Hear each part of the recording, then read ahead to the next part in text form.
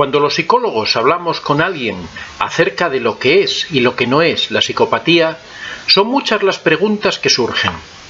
Hay una que siempre termina saliendo, ya que quizás sea la más interesante de todas. ¿Es posible tratar psicológicamente a estas personas de una forma eficaz? Algunos hablan de tratar y otros hablan de curar, que son cosas muy distintas. Para este artículo vamos a hablar de lo que sabemos hoy en día sobre el pronóstico de la psicopatía desde un punto de vista clínico. Recordemos que la ciencia es conocimiento que muta constantemente y lo que sabemos hoy puede no ser tan cierto mañana. Existen diferentes formas de entender la psicopatía.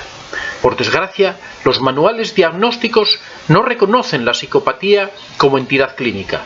Si bien estas etiquetas tienen muchos detractores, y con razón, hay algo para lo que sí sirven. Al aparecer de forma clara y explícita, exhaustiva y ordenada, los criterios de un trastorno, esto permite que sea investigado.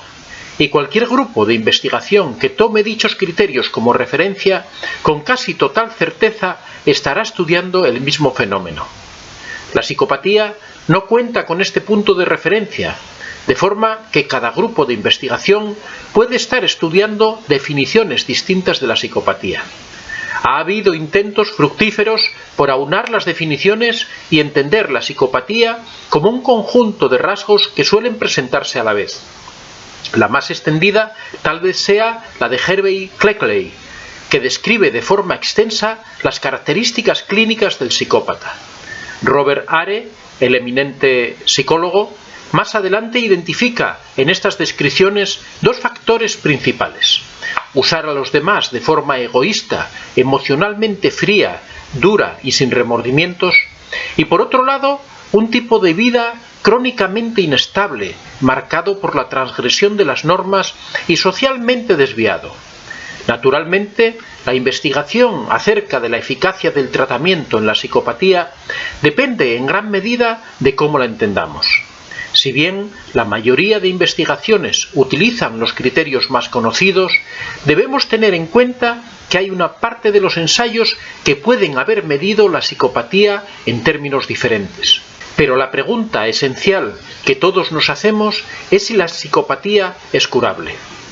Cualquier estudiante de psicología que haya tocado los trastornos de personalidad tiene una especie de resorte automático que provoca que al hacerle esta pregunta responda con un rotundo sí. Existe la creencia extendida de que la psicopatía es imposible de erradicar, algo que también ocurre con el trastorno antisocial de la personalidad. Efectivamente, los trastornos de personalidad son incurables, no remiten en su totalidad porque son manifestaciones exageradas de rasgos de personalidad normal. Y de igual forma que la personalidad es mutable hasta cierto punto, los patrones rígidos de personalidad también son permeables solo en cierta medida. Es en este punto donde se cometen muchas veces un salto de fe no del todo justificado. Que un trastorno mental jamás remita no quiere decir que no pueda responder al tratamiento. Por esto hablamos de tratar y no de curar. Lo cierto es que la evidencia sobre el tratamiento de la psicopatía no es tan contundente. La noción de que este trastorno es intratable puede haberse originado a través de la corriente psicoanalítica que sugiere que la personalidad se forma durante los primeros 5 o 6 años del desarrollo y que permanece prácticamente inalterable durante toda la vida. Pero incluso dentro del psicoanálisis esto ha ido cambiando y se concibe la posibilidad de modificación. El propio Hare propuso una teoría de la psicopatía que justificó su estatus de intratable. En esta teoría primeriza dice que los psicópatas sufren una lesión en el sistema límbico, localizado en el encéfalo, que les impide inhibir o interrumpir su comportamiento. Esto predice, además, que los psicópatas sean insensibles al castigo, que jamás consigan aprender que una acción pueda traer malas consecuencias.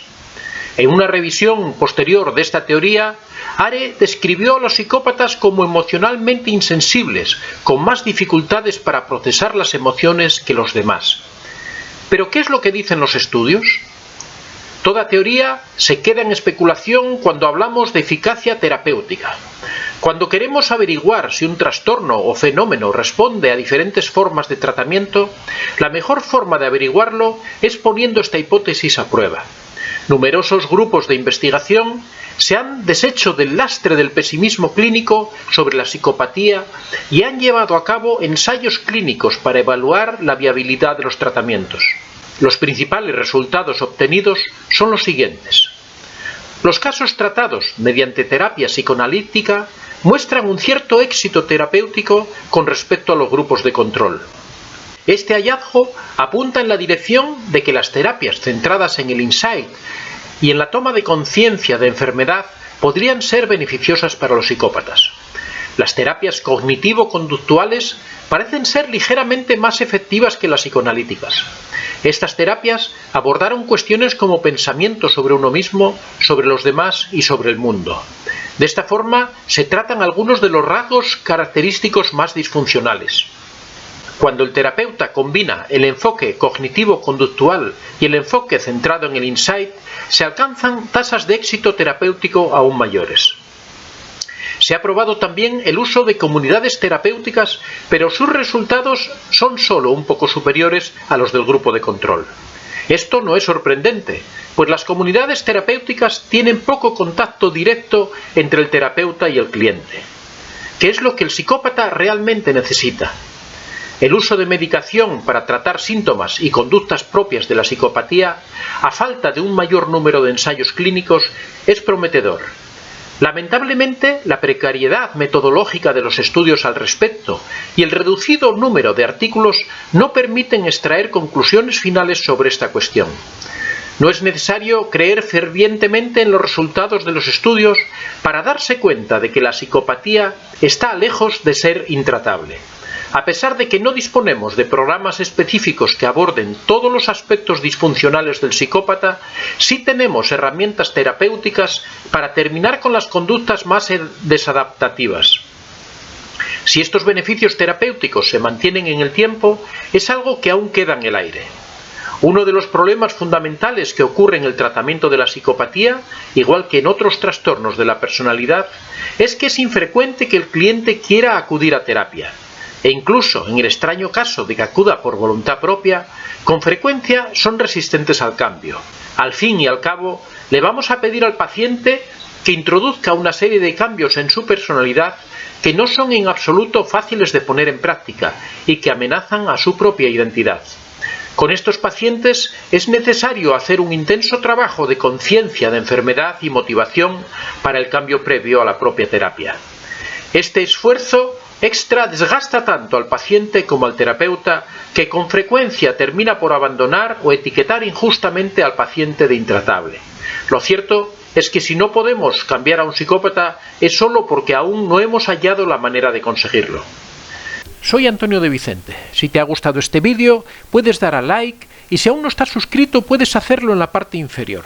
Si deseas hacer algún comentario o sugerir algún tema, puedes hacerlo en la casilla de los comentarios. Recuerda que este es un espacio abierto y que siempre son muy bien recibidos todas las experiencias que hayas tenido y todas las opiniones que tengas al respecto. Estaría encantado de que las compartieras con nosotros. Muchas gracias a todos y que seáis realmente muy felices.